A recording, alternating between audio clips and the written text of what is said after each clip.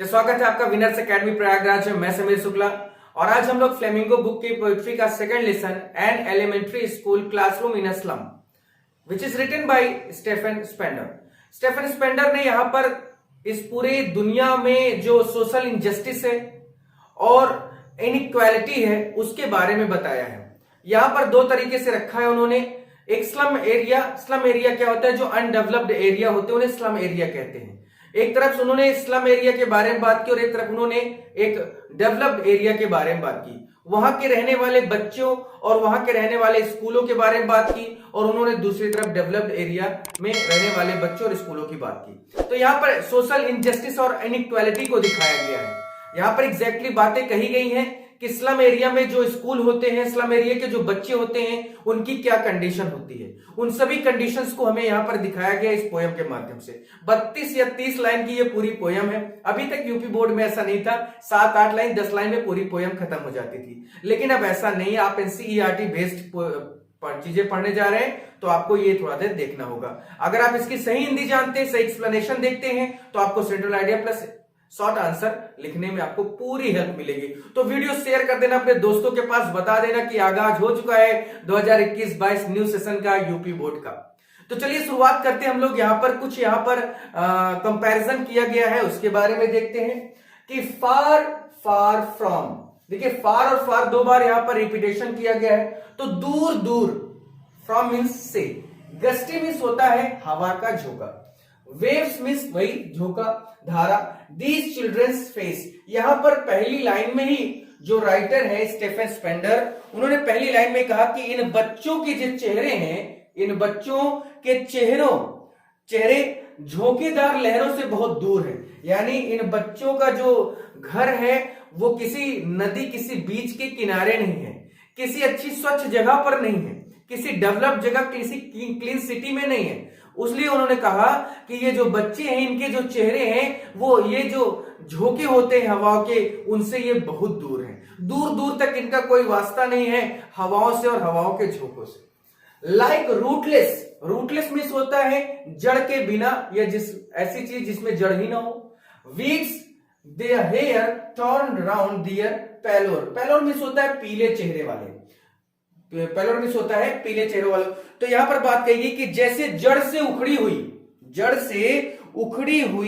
घास, जैसे जड़ से उखड़ी हुई घास के बारे में क्या कहा जा रहा है। उन बच्चों के जो बाल थे, बच्चों के जो बाल थे वो टर्न राउंड थे, यानी अच्छी तरह से कॉम्बिंग नहीं की गई थी। जब हम लोग बाल झाड़ते तो या मांग निकालते हैं तो उसको कॉम्बिंग कहा जाता है, कॉम्ब करना। तो उन बच्चों के जो बाल थे वो सही ढंग से कॉम्ब नहीं किए गए थे, और उनके जो बाल थे पूरी तरह से खड़े थे, उजड़े हुए थे, उनमें कोई चमक नहीं थी, कोई साइन नहीं थी, कोई अट्रैक्शन का पॉइंट तो था ही नहीं। तो यहां पर वही बात किया। और उनके जो चेहरे थे वो पूरी तरह से पीले थे। पीले क्यों थे?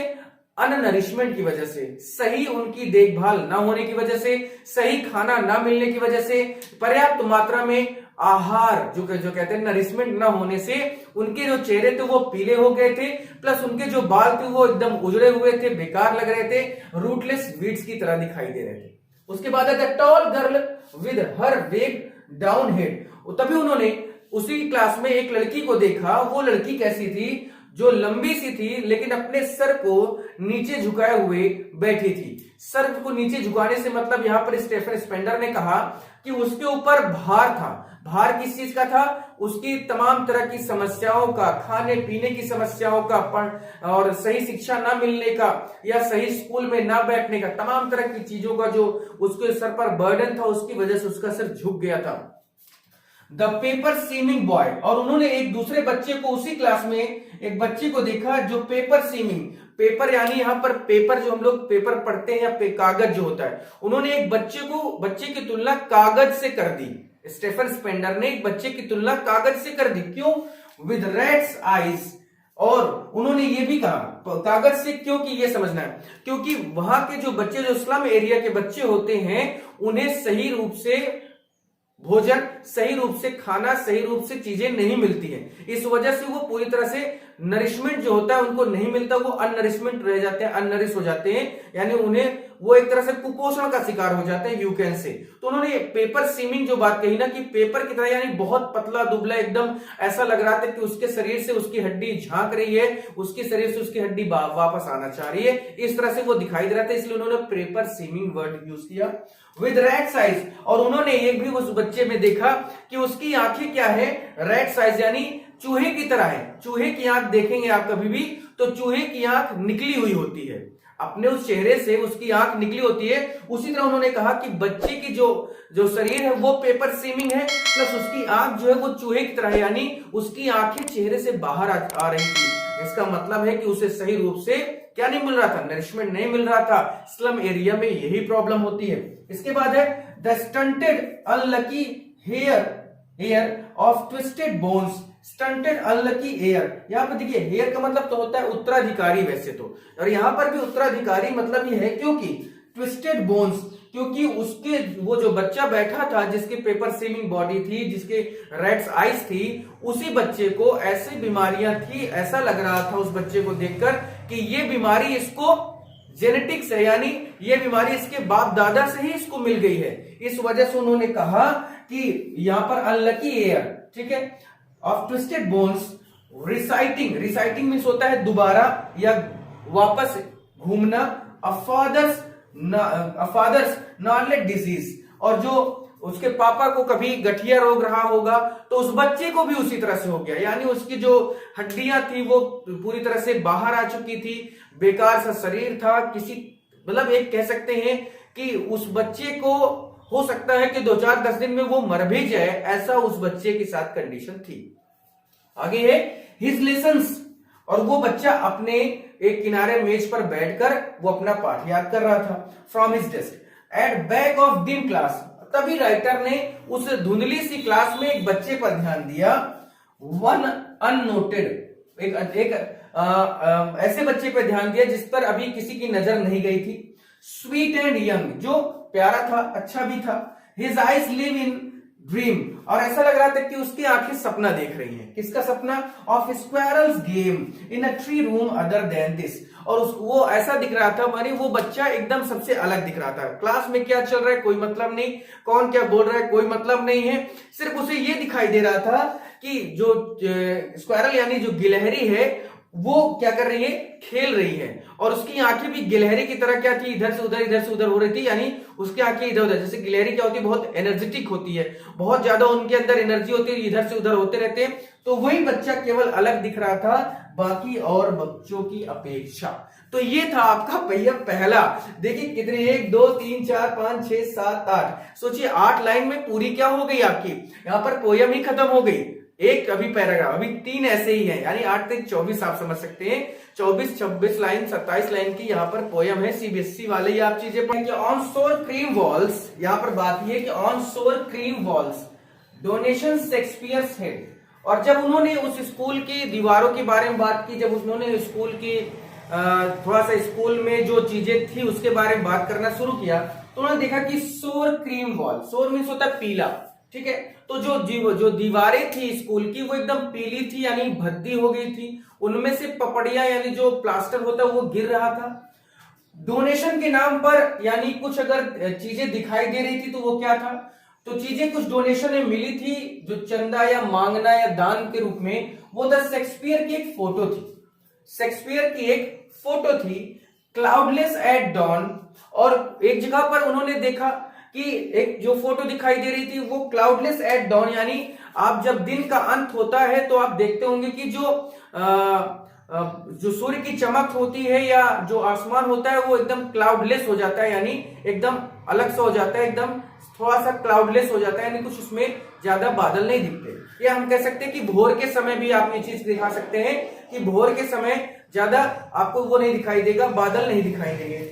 सिविलाइज्ड डोम राइडिंग, सिविलाइज्ड डोम राइडिंग का मतलब क्या है, विकसित शहरों की एक फोटो दिखाई देती है जहां पर बड़ी बड़ी बिल्डिंगें बनी है, बड़ी बड़ी अच्छी अच्छी सड़कें बनी हुई हैं, लोग वहां पर एक सीनरी तरह दिखाई देता है जैसे सीनरी होती है।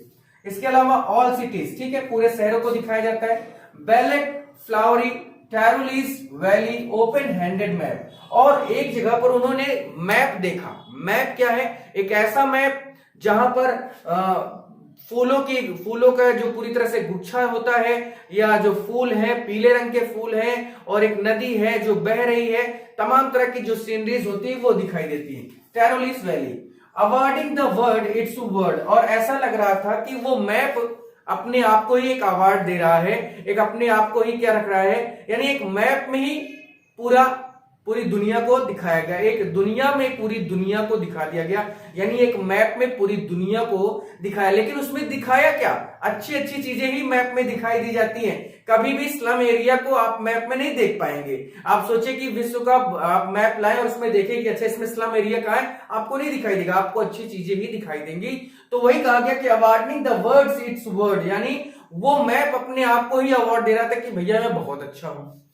And yet for these children, लेकिन उन बच्चों के लिए this window not this map the word, वो जो बच्चे जो क्लास में बैठे थे उसमें जो खिड़कियां लगी हुई थी, खिड़कियों से झांक कर उन्हें जो चीजें दिखाई दे रही थी वही उनके लिए उनका मैप था। उन्हें जो दीवार पे लगा मैप है उससे कोई मतलब नहीं है, क्योंकि वो उन लोगों के लिए दूर की बात, दूर की कौड़ी थी। वो जो खिड़की के बाहर जो देख रहे थे, अपनी क्लासरूम से खिड़की के बाहर जो देख रहे थे, वही उनके लिए मैप था, वही उनकी दुनिया थी, वही उनके लिए सबसे अच्छा सब कुछ था। वो जो मैप था वो उनके लिए कुछ नहीं है। तो this window not this map their world where all their futures painted with the fog. और उस विंडो से जब देखने पर पता चलता है कि इनका जो फ्यूचर है, इनका जो भविष्य है, वो पूरी तरह से धुंधला ही दिखाई दे रहा है, यानी कुछ भी चीज साफ नहीं दिख रही है। क्यों नहीं दिख रही? क्योंकि वो अशिक्षित है, उनका एरिया ऐसा है, उनके जो रहने का स्थान है वो सब एकदम बदला हुआ है, एकदम अलग सा है। A narrow street sealed in the with lit sky। और देखने में ऐसा लगता है कि जो गली जा रही है आगे एक डेवलपमेंट की ओर, उसे ऐसा लगता है कि बादलों ने ही क्या कर दिया, सील कर दिया। वो इतना धुंधला हो गया है, वो उनकी गलियां, उनका फ्यूचर इतना धुंधला सा दिखाई दे रहा है कि हो सकता है कि वो आगे न बढ़ पाए। और इसीलिए सील्ड वर्ड का यूज किया गया कि जो बादल हैं ऐसा लगता है कि उनकी गलियों को, उनके रास्ते को उसने सील कर दिया हो। Far far from rivers caves and star of word. और दूर दूर तक उन्हें नदियों, केप मीन्स होता है जो नदी के बीच में एक छोटा सा पहाड़ होता है, टापू जिसको कहते हैं, उनसे, और स्टार ऑफ वर्ड, और जो संसार में अच्छी अच्छी चीजें हैं, ऐसा लगता है कि दूर दूर तक इनसे इनका कोई नाता ही नहीं रह गया। तो ये था आपका second number stanza. Number stanza third में चलते हैं। चलिए, हमारा थर्ड है कि surely Shakespeare is विग्ड। Shakespeare is विग्ड। विग्ड मतलब तो खैर बदमाश होता है। अब यहां पर शेक्सपियर को वास्तव में विग्ड क्यों कहा जा रहा है, ये बात है क्योंकि शेक्सपियर की फोटो पर वहां होना एक ये चीज दिखाता है कि शेक्सपियर एक लिटरेचर के, एक ड्रामेटिस्ट, एक बहुत बड़े, हम ये कह सकते हैं कि फादर ऑफ इंग्लिश हैं। लेकिन वहां के बच्चों को इंग्लिश का ई भी नहीं आता, इस वजह से उन्होंने कहा कि शेक्सपियर की यहाँ पर फोटो बेकार है, किसी मतलब की नहीं, उतार कर इसको फेंक दो यहां से। उसके अलावा the map of a bad example, और जो मैप वहां पे लगा था फूलों का, पक्षियों का, उगते हुए सूरज का, सिटीज का, ये जो फ्लावर है, घाटियां हैं, इन सब का कोई मतलब नहीं था। ये मैप बैड एग्जाम्पल है विद शिप्स एंड सन्स, जो जिसमें जहाजे और सूरज इनको दिखाया जा रहा है, एंड लव टेम्पटिंग, और जो टेम्पटिंग जहां पर जो ये प्यार है जो जबरदस्ती का थोपा जा रहा है, देम टू स्टील, वो बच्चे क्या हैं, वो बच्चे पूरी तरह से एकदम पूरी तरह से उन्हें चोरी करने के लिए प्रलोभित करते हैं, क्योंकि उन्होंने आज तक वो सारी चीजें देखी ही नहीं। ये जो सन है, शिप है, ये सब चीजें उन्होंने नहीं देखी, और इस वजह से वो उस चीज को चोरी करने के लिए क्या होते हैं, थोड़ा सा उत्सुक हो जाते हैं। फॉर लिव्स, उन जिंदगियों के लिए, slyly turn, lily turn in their cramped holes, और होता क्या है कि उन जो मैप को दिखाकर, उन सीनरीज को दिखाकर हम उन बच्चों की जो जिंदगी है उसे पूरी तरह से एक गड्ढे में ढकेल रहे हैं या फेंक रहे हैं। उनकी जिंदगियों के लिए जो धूर्तता पूर्वक और जो एक ऐसा रास्ता जो आगे जाके कहां मुड़ेगा ये पता ही नहीं है, उनके सामने ये सब सीनरीज, ये सब मैप रखना किसी मतलब का नहीं है, वो एक गड्ढे में फेंकने की तरह ही है। स्लाइली मीन्स होता है यहाँ पर धूर्तता पूर्वक बेवकूफी से। टेम्पटिंग मतलब होता है थोपा जाना या जबरदस्ती किसी पर उसको क्या करना है, लालच देना, ये दो वर्ड होते हैं। From fog to endless night, क्योंकि उनकी जो जिंदगी है वो पूरी तरह से एक ऐसी रात की तरह है जो कभी भी खत्म ही नहीं होगी, वो हमेशा उसी तरह से धुंधली ही रहेगी। On their slag heap, these children wear skin peeped through by bones and spectacles।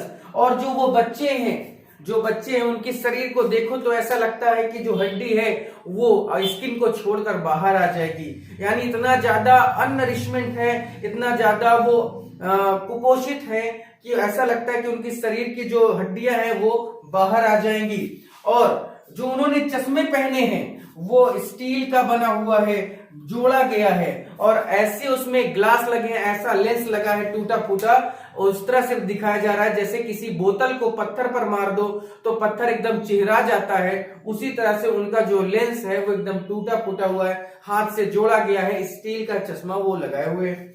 उसके अलावा all of their time and space are फ्लॉगीसम, so blot their maps with slum as big as doom. तो उनका सारा समय और विस्तार कोहरे से भरी हुई गंदी बस्ती ही है। उनके नक्शे के साथ उनकी गंदी बस्तियों को बड़े स्वरूप में सब कुछ मिटा देती है और खत्म कर दिया जाता है। यानी एक बड़ा सा नक्शा दिखाकर वो लोग जो नक्शे को बनाते हैं वो उन्हीं चीजों को दिखाते हैं जो अच्छी है, और क्योंकि उन स्लम बच्चों की जो चीजें हैं, जो स्लम एरिया है, वो कभी नक्शे पर नहीं दिखाकर उसे सामने नहीं रखा जाता। और यही कारण है कि वो जो बस्तियां हैं, वो जो स्लम बच्चे हैं, वो उनकी जिंदगी वहीं तक सीमित हो जाती है, यानी उनकी जिंदगी को ही मिटा दिया जाता है। तो चलिए नंबर 4 की ओर आगे बढ़ते हैं। नंबर 4 है कि unless governor inspector visitor the map becomes their window and this window that shut upon their lives like a catacombs. यानी जब तक राज्यपाल, दरोगा या कोई आने, या कोई जैसे बीएसए होते हैं स्कूलों में निरीक्षण करने आते हैं, जब तक ये ना आ जाएं तब तक इस नक्शे को, the map becomes their window, तब तक इस नक्शे को ना बनने दें। तब तक इन नक्शे जो अभी तक दिखाए गए, जो मैप जो था इसमें अच्छी अच्छी चीजें दिखाई दी, उनको ना बनने दें, क्योंकि खिड़कियां जो उनके जीवन को कब्रगाहों की तरह बंद किए हुए हैं। कैटाकॉम्स मतलब होता है कब्रगाह, ठीक है। तो जो खिड़कियां हैं वो उनकी जिंदगी को क्या किए हुए हैं, पूरी तरह से बंद किए हुए हैं, यानी उन खिड़कियों से वो बाहर जा ही नहीं पा रहे हैं। ब्रेक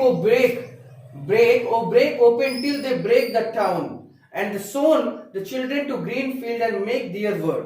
और कहा जा रहा है कि तोड़ो और तोड़ो, खोल दो, जब तक कि वो बच्चे गंदी बस्तियों को छोड़ न दे, तोड़ न दे, और वो जब तक कि एक हरी भरी जगह पर वो जाएं, जब तक कि वो उन चीजों को न देखें, तब तक उस सब नक्शे को मत बनने दो। एंड मेक दियर वर्ड, और जो बच्चे हैं उनकी जो जिंदगी है उसे पूरी तरह से खुल जाने दो, उनकी जो जिंदगी है उसे खोल दो, हरे भरे मैदान को दिखाओ, उनका संसार बनाओ, सोने जैसे बालू पर नीले आसमान के नीचे दौड़ने के लिए उनकी जीभों को पुस्तकों के अंदर सफेद पृष्ठ पर पूरी तरह से बांध दो। And green love history their whose language is sun, और इतिहास उन्हीं का होता है जो इतिहास रचने की हिम्मत रखते हैं। इस वजह से यहां पर यह कहा गया कि जो स्लम एरिया है उनको आगे आना ही होगा, और इसको लिए हमें उन सभी कामों को करना है जो वो जरूरी हो, जिससे वो स्लम एरिया के बच्चे भी अपने आप को आगे रख सकें और एक हिस्ट्री क्रिएट कर सके। तो आज के लिए इतना ही, बहुत बड़ा सा टॉपिक था। आई होप एडवाइस के आपको समझ में आएगा। कल मैं इसके सेंट्रल आइडिया भी आपको लिखाऊंगा। फिर आज के लिए इतना ही, थैंक यू।